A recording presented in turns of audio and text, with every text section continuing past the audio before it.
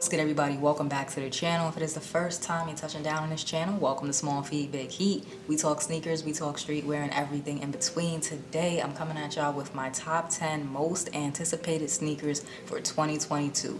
This is not in any particular order. I'm going to start with the most hype one out of the bunch so we can kind of get that one out of the way, but not in any particular order. Sneakers that I am really looking forward to this year. To be honest, January is a little bit slow, but I expected that. It's usually like that.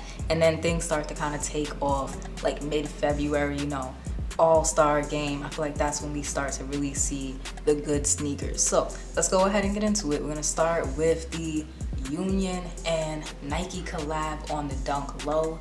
I really like these three sneakers. I know a lot of people feel like they could have done better, but I'm a fan. If I had to put them in order, like the one that I want most to the one that I want at least, it would actually be in the same order that this picture is in right now. So the one that I really like is that Laker colorway, the purple with the yellow contrast stitching. I think it looks really good. One of y'all, shout out to a subscriber, one of y'all hit me up and told me that it looks like the grid paper that you use in science class. I can't agree with that enough. Like 1000%, it really does, but I like it. It's not gonna be everybody's cup of tea, but it's cool with me. Top one for me is gonna be that Laker colorway. That next is gonna be the blue and orange. I really like the combination between the blue and orange, and honestly I think I really am just a sucker for contrast stitching. Like that's just a really nice detail in my opinion. The last one is gonna be that navy pair just because it's the most plain. There's nothing wrong with plain and I still like the sneaker, but the other two are more exciting colorways. So let's move on to the next one. Next up, we have the Chlorophyll Nike Dunk Low. I really like these, but again, to each his own. This is probably a sneaker that a lot of people are gonna think is too plain. There's not enough green. I can see it now. Those are gonna be the complaints. I think the amount of green is perfect. The chlorophylls, usually the trainers, the Jordan 3s, the green is really like an accent color. It's not supposed to be a primary color on the sneaker. So I think that having it, around the tongue, the back of the tongue being green, you got the green hit on a Nike tag on the front, that's enough green for me. The black mudguard with that gray suede near the back of the shoe, I just think it looks really good. It's nothing hype, it's nothing crazy, but it's something that I would really like to have in my collection. So I'm gonna keep an eye out for these for sure. Next sneaker is gonna be this is a favorite of mine. Like, if you've been watching the channel for a while, you've heard me talk about these, the Jordan 7 Citrus. Jordan 7s are not for everybody. Let's go ahead and just say that right now. A lot of people who don't like 7s are not gonna like these, but I really like them. The Jordan 7 Citrus is one that I've been chasing for a very long time. So to get them this year, finally cross it off my grail list, that's gonna feel really good. I cannot wait to grab a pair of these. For a lot of people, it's the French blues. That's like the most nostalgic pair for a lot of people. But for me personally, it's the Citruses. That's the shoe that when I was in school, I couldn't get. And so, yeah, I'm adding that to my collection this year. Simple as that. Next, we have the, what are they calling these? Yellow toe Jordan 1s, the yellow toe Jordan 1 high. These have been rumored since like 2018, 2019. The mock-ups keep changing. I don't even think that this right here, what I'm showing y'all, is a final image. We don't have like Nike official images yet. I don't think, at least, I've seen people wearing like reps and stuff like that, but nah, I haven't seen any like official images. But these are fire. These are fire. I don't have a lot of yellow Jordan 1s. I don't have a lot of yellow sneakers. Well, no, I don't really have a lot of yellow sneakers, which is crazy because yellow is one of my favorite colors. Black toe color blocking. These are gonna be a head turner for sure if they look the way that they look in this picture. Now, Jordan switches it up and does some weird shit, I don't know. But if they look the way that they look in this picture, these might be Jordan 1 of the year. Very, very early to say that, but yeah. That has a strong possibility of being Jordan 1 of the year in my book. Next shoe, we have the Blue Raspberry Dunk Lows. This is a Dunk Low Pro actually. Yeah, it's crazy because the strawberry coughs, like the hype was so high. The hype on the strawberry coughs was so high. And then finally the shoe released. There was more pairs than expected and it just fell flat. Like the people who wanted them got them and that was it. You barely heard about the sneaker again. It didn't really crack anybody's top 10 sneakers. It was basically, a really hyped shoe that just fell flat as soon as people realized that anybody could get their hands on it. Resell's not going crazy right now. It's crazy what hype can do for a shoe. I don't think these are gonna face the same fate at all. With hype, you can never tell. Like, you really have to wait until the sneaker is releasing to see how people are feeling about it, what the release is looking like, you know, how the raffle's going, things like that, what's happening.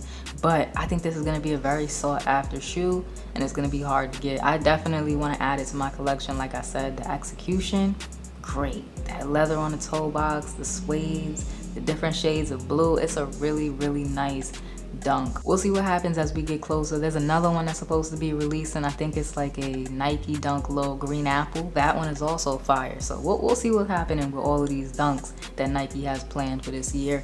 Moving on to some Jordans again. We have the Jordan 3 Neapolitan, I believe it's called.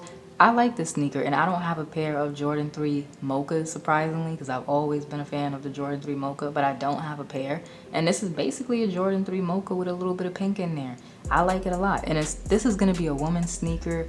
The cement pair, I believe, is going to be a men's sneaker. So they kind of did one for the ladies, one for the men. I think they did a good job in executing it. It doesn't scream like overly feminine. It's not too much pink or anything like that. It's a nice amount of pink, a solid colorway that anybody can really wear. I don't think I need to talk about this one too much. It's just a nice Jordan 3. Next, we have something a little bit different. No, a lot different. Let me say that. It's a lot different. This, I believe, is the Acronym Blazer Low. So you see those things on the back with the screws, those actually come off and the shoe will come with an extra pair. So in this picture, y'all can see this is like the berry colored pair with the neon swoosh and sock liner. That black piece on the back comes off and you could put on the infrared pieces. I think that's really dope. I want the shoe just for that alone. Like, that transformer vibe is very futuristic, very cool. And I think now that we are in 2022, y'all have to remember, like, the sneakers that we thought looked futuristic is kind of catching up. So they have to keep innovating these pairs, keep doing interesting things. Sometimes it's gonna work, sometimes it's not gonna work. But I like the track that they're on with this whole unscrewing panels on sneakers, swapping them out for other things, making it a little bit more customizable. I like that train of thinking that they're on, and I think these are dope. The only thing about the upper that kind of bothers me is I don't know if those little pieces come all the way off. Like, it's supposed to fall off eventually. You're supposed to cut them off, kind of make the shoe look how you want, or do you just walk around with it looking like it's falling apart? I don't know. But I want to see. I want to see it in hand for myself. Next, we have the Nike and Fragment Dunk High. This is the New York City pair. I really want these. I thought that they would be releasing last year with Beijing and Tokyo, but they didn't. And honestly, now that I think about it, it would have been overkill to release them all at the same time, I think. In addition to all of the other dunks that we got last year, we see way more sneaker releases now than when these originally released. So I think them breaking it up was actually for the best, especially when you look at how the Beijing and Tokyo releases went. Like, I feel like those sneakers, the people who wanted them, again, got them. If you wanted those sneakers, you were able to get them. Now, this New York pair, the New York City pair, I don't know, because I feel like people are really on that like early 2000s wave. I've always liked the early 2000s. That's my favorite era, 90s and early 2000s. But I feel like people are heavy on that wave right now. And these just scream early 2000s. Like, this is definitely something that people are going to be looking at. A lot of eyes makes pairs harder to get. So hopefully I'm able to scoop them. Let's move on to some non-Jordans and Nikes. We have a New Balance. So this Daytona colorway, this is the New Balance 990 version 3. It's a collaboration with Kith, and it's called the Daytona colorway. The Daytona name and colorway comes from a collab that Kith and, well, Ronnie Fi and New Balance did back in 2013 on a different shoe model. A shoe model that I forgot what number it was, but it's not as popular as like the 990s. So them doing it on a 990 now, I think is gonna hit a lot harder because people like the 990s. This one, I am excited for it. Do I feel like it could have been executed better? Yes, I feel like little tweaks and this shoe would have been like a 10 out of 10. Right now, I'm gonna give it like an 8 out of 10. I hope that it comes with extra laces. It probably will, but yeah, it's a solid sneaker. I think it looks really good, and it's something that I want to add to my collection. I really like the New Balance 990s. Like, them things are crazy comfortable, and that's why I'm putting it on this list, because like I said, the colorway didn't exactly hit the way that I thought it would hit with them bringing back the Daytona. I feel like, again, little swaps would have made it better, but the comfort is what's pushing it like on the list for me. That's why I made it to the list, because 990s are just super comfy. Moving on, we got the Joe Fresh Goods New Balance collaboration. Yes, y'all can see it. What you see is what I see. They're just boxes. I'm putting these on the list because I have faith. Joe Fresh Goods has hit us with banger after banger after banger. The New Balance collaborations, the Converse collaborations, he was really killing it last year. And I trust that whatever this is, whatever's in those boxes, I don't even need to see it to know that it's fire.